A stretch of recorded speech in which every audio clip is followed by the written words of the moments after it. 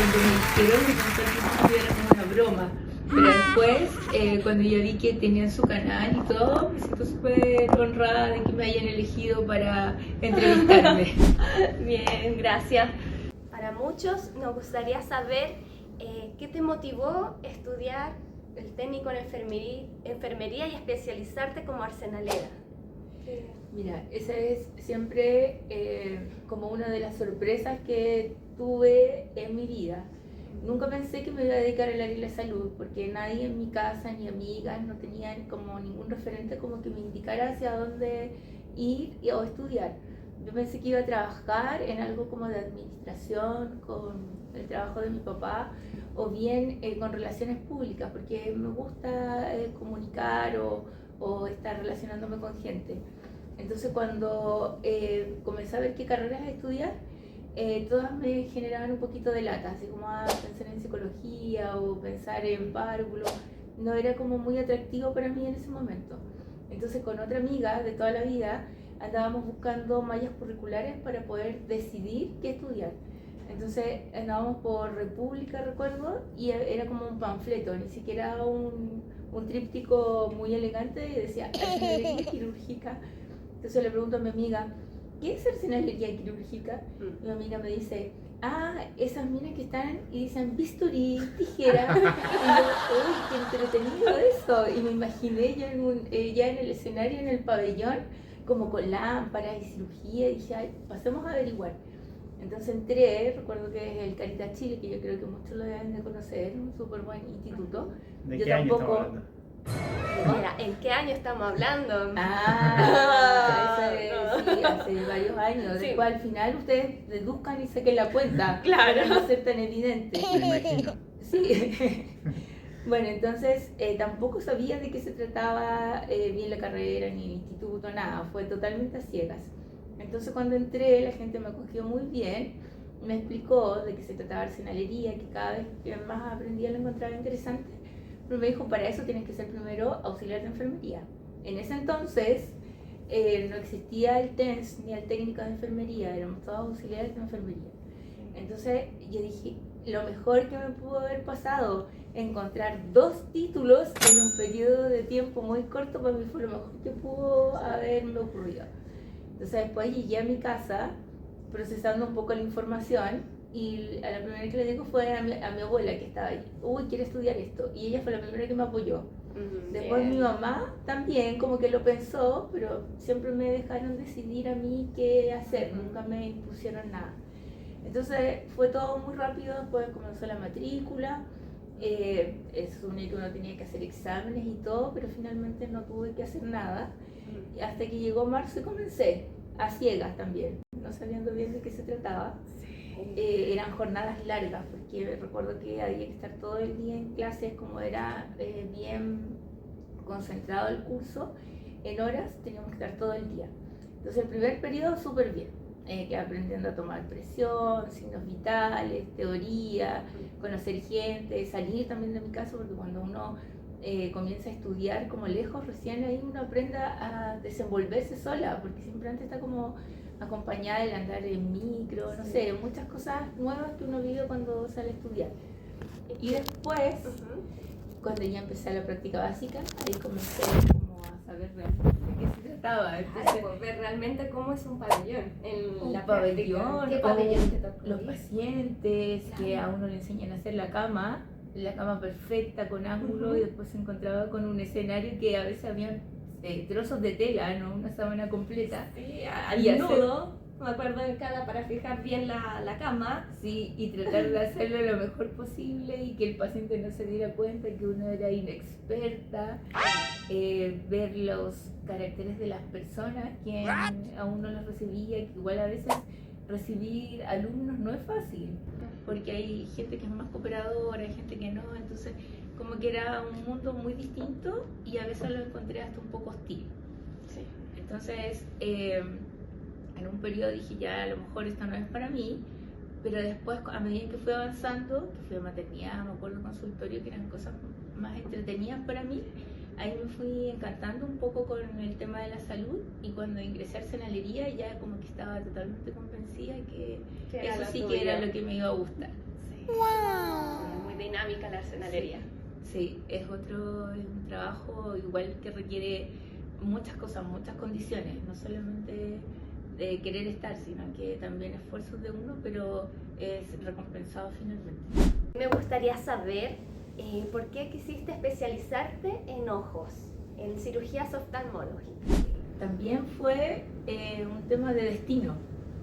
Cuando salimos de alumnas de arsenalería, era un grupo como de 10 personas más o menos, y había gente que estaba trabajando ya, y como segunda opción estuvo estudiando arsenalería. Entonces a ese grupo de niñas llegué al Hospital del Salvador y las enviaron a Pabellón Central para que pudiesen compatibilizar turnos con la práctica.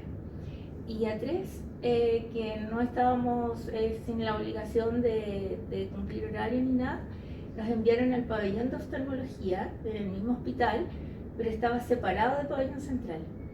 Entonces, mi idea era siempre aprender lo que fuese, nunca tenía así como algo pensado de, no sé, traumatología, digestivo, que es lo que enseñan a uno en el curso. Oftalmología era muy poco, yo decía, pero a ver, catarata, glaucoma, estrabismo. Pero cuando ingresé a este pabellón, que eran 4 pabellones simultáneos de cirugía de oftalmo, fue un mundo distinto, sorpresa enormemente al saber tan quirúrgica que era el ojo, siendo un órgano tan chico, tiene una cantidad de cirugías increíbles y la tecnología que se usa también, entonces fue como un encanto, así, amor a primera vista. Podríamos decir que le echaste el ojo a oftalmología. Claro, y está como equilibrio entre precisión, entre tecnología, delicadeza, me encantó. Y limpieza, Y sobre limpieza, todo. sí, porque como que a mí igual me genera un poquito de nervio, porque te preparan así para cirugías con sangre, coagulación, cosas grandes, y esto era tan delicado, tan minucioso que era artístico. Y sin querer, por un tema de personalidad, también como que enganché con eso. Entonces fue así una sorpresa y muy bueno para mí. Me gustaría saber que este proceso de conocimiento, de experiencia, también ha traspasado fronteras. Me gustaría saber si te ha tocado dar algunas charlas, conferencias, viajar por el mundo o el mismo Chile, ir al norte o al sur en programas de cirugía oftalmológica. Sí, mira, yo también soy afortunada en eso, porque como estuve en un centro docente, siempre llegó gente a aprender al pabellón. Oftalmología es una especialidad que no a todos les gusta, entonces es un círculo bien pequeño, por así decirlo. Entonces, al estar ahí y poder enseñar a otras personas me obligaba a mí a yo también aprender cosas para poder enseñar cosas que fuesen correctas, no decir esta tijera la usan porque el doctor la usa, sino que por qué preferían esa tijera, si esa tijera, cuáles eran las características que la hacía ser mejor que otra. Entonces, como que de una u otra manera yo fui motivándome a aprender cosas quirúrgicas y también de la técnica quirúrgica, que eso es súper importante para poderte adelantar a situaciones complejas, entender qué es lo que está pasando, entender por qué el doctor está haciendo esa maniobra y no la de siempre, porque así eso a uno le ayuda para adelantarse y evitar más estrés del que ya se está viviendo. Entonces, eso me abrió las puertas de poder enseñar a la gente cuando habían pabellones nuevos en regiones, sobre todo en la parte de vitreoretina, que era una especialidad que cuando yo comencé se hacía muy poco en hospitales públicos. Entonces, cuando ya se fue masificando en las regiones, nos llevaban para yo, la parte de arsenalería, mostrarle a la gente cómo era, y el doctor daba sus primeras cirugías también en demostración y echar a andar los equipos, ir viendo detalles. Entonces eso me abrió muchas puertas y hemos podido estar desde Iquique hasta Punta Arenas en pabellones solamente de oftalmología. Y después con los años uno se va creando alianzas con cirujanos. Por ejemplo, yo trabajo con cirujanos de muchos años que ellos han crecido enormemente de lugares internacionales y han tenido la generosidad de llevarme con ellos, de invitarme con ellos.